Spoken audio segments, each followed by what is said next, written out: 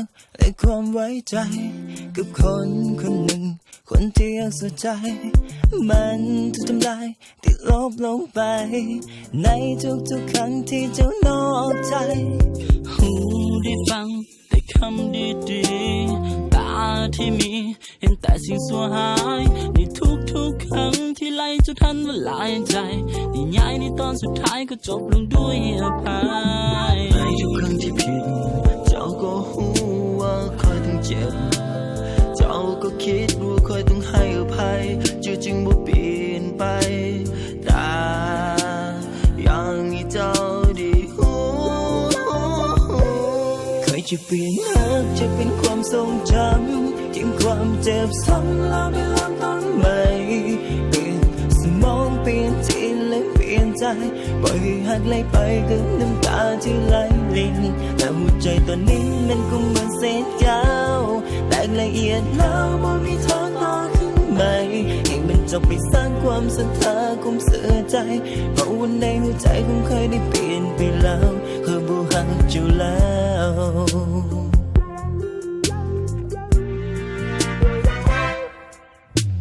คำสัญญาและความเสื่อใจเจ้าทำลายมันบ่เหลือแล้วบ่อาจจะเปลี่ยนแปลงนิสัยสันดานคนหลายใจนิยายในตอนสุดท้ายเขาเองจะเป็นคนจากไปในทุกครั้งที่ผิดเจ้าก็หูว่าคอยต้องเจ็บ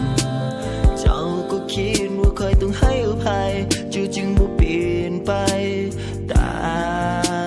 อย่างนี้เจ้าดีหูจะเปลี่ยนหักจะเป็นความทรงจำทิ้งความเจ็บซ้ำแล้วไปเริ่มต้นใหม่เปลี่ยนสมองเปลี่ยนจิตและเปลี่ยนใจปล่อยหักไหลไปกับน้ำตาที่ไหลลินและหัวใจตอนนี้มันก็เหมือนเศษแก้วแต่ละเอียดแล้วบ่มีทางต่อขึ้นใหม่ให้มันจบไปสร้างความศรัทธาความเสื่อใจเพราะว่าในหัวใจของใครได้เปลี่ยนไปแล้วเคยบ่หักจะแล้วคนกำลังเทน้ำลงใส่ขี้ทรายมอบความจริงใจให้คนที่มันหลายใจสมองคิดใจบ่เฮ็ดสุดท้ายก็ให้อภัยได้แต่คิดใจบ่เด็ดก็เลยต้องเจ็บต่อไปคำสัญญาออกจากปากสองคนเฮาเลยก่อก้อยมันบ่ออกมาจากใจเลยเป็นคำเว้าลอยๆเจ้าบอกหักค่อยทุกมือแต่บ่ได้บอกแต่ค่อยเจ้าหลายใจค่อยจับได้ก็กลับมาหมดก่อก้อยสัญญาว่าจะเปลี่ยนให้สิเปลี่ยนของเจ้าแม่นซาดใดหรือจะยังเฮ็ดแบบเก่าจนกว่าค่อยหมดลมหายใจบ่จำเป็นต้องเปลี่ยนอย่างแล้วพอมื้อนี้ค่อยบ่ไหวคนที่เปลี่ยนคือค่อยเองมื้อนี้ค่อยขอเปลี่ยนใจเปลี่ยนหักเปลี่ยนความทรงจำยิ้มความเจ็บซ้ำแล้วไปเริ่มต้นใหม่เปลี่ยนสมองเปลี่ยนจิตและเปลี่ยนใจ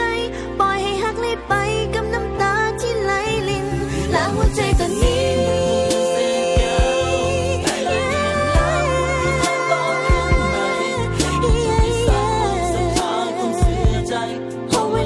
ใจของใครได้เปลี่ยนไปแล้วใครบ่ฮักเจ้า